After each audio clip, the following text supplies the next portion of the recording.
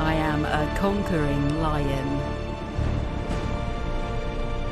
Today, we're going to travel back in time, back to ancient Alexandria, to explore a philosopher whose ideas are, honestly, more relevant now than ever before.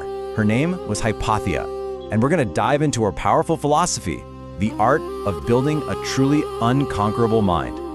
Okay, so picture this, a world totally wrapped up in conflict, in a constant struggle for dominance.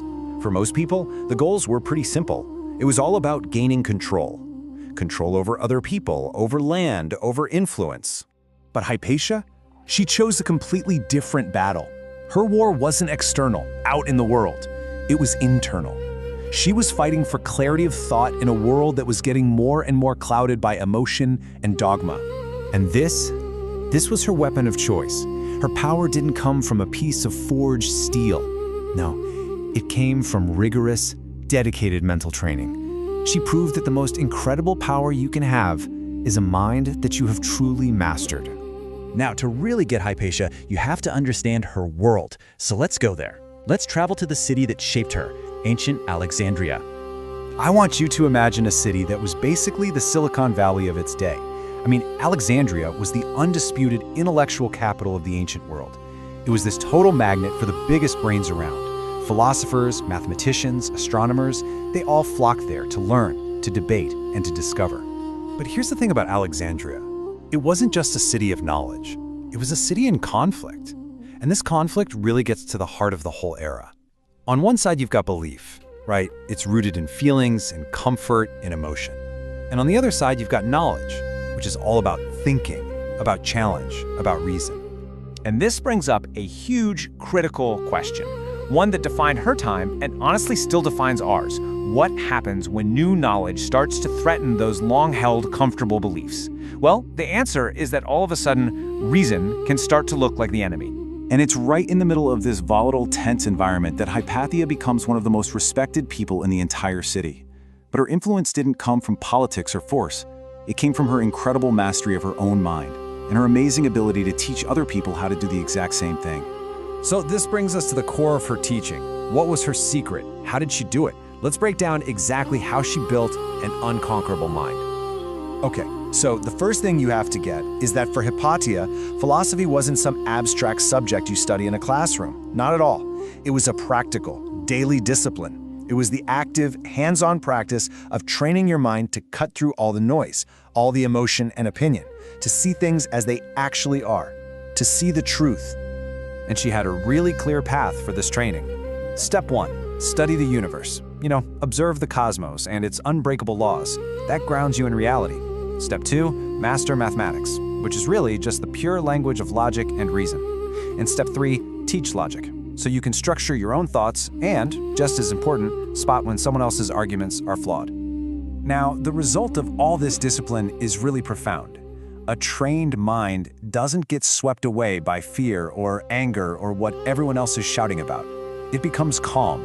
And in a world of chaos, a calm mind isn't passive. It is incredibly powerful. But look, this path, it's not easy. Seeking clarity, it always comes with a cost, because it demands a very specific kind of bravery, the courage to think for yourself. So why does clear thinking take so much courage? Well, for one, reason often goes head-to-head with our emotions. The truth can absolutely shatter our comfortable beliefs. And maybe the most dangerous part? Clarity will often set you apart from the crowd. And this is exactly where Hypatia lived. She just refused to follow along, to join the mob. Her loyalty wasn't to popularity, it was to the truth. And that meant she often said things that were really unpopular, things that were hard for people to hear. And that, as you can imagine, took an incredible amount of personal courage. So, when you have that courage, when you do the work, what is the ultimate power you gain from this discipline? Well, it's the ability to cultivate a mind without fear. Think about it. To manipulate someone, to control what they do or what they believe, you really only need one key ingredient: confusion. When people are uncertain, when they're scared, when they're emotionally overwhelmed, that's when they become easy to lead. A trained mind, though, is the ultimate antidote to confusion. Through that discipline of logic and reason, it learns to spot inconsistencies, to question assumptions, and to hold its own internal ground. By its very nature, it is a clear mind. So the result of all this training is this powerful trifecta. You get clarity, so you can see the truth of a situation. You get calm, so you can avoid an emotional overreaction. And you get control, not over other people, but over yourself, your thoughts, your beliefs, your actions. And a person with these three qualities is virtually impossible to manipulate. So what is Hypatia's big lesson for us, right here, right now? It really boils down to one powerful single goal: be unconquerable. We can distill her entire philosophy into three things we can actually do in our own lives. First, commit to training your mind like it's a muscle. Read, study, practice logic.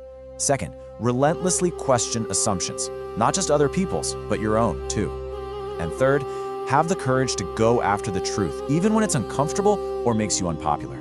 And that brings us to the final, most important takeaway. In any room, in any society, the most powerful person isn't the wealthiest or the loudest. It's the one whose mind is their own, the one who cannot be swayed by fear, manipulated by confusion, or controlled by the crowd. And that is a power that is available to every single one of us. I am a conquering lion.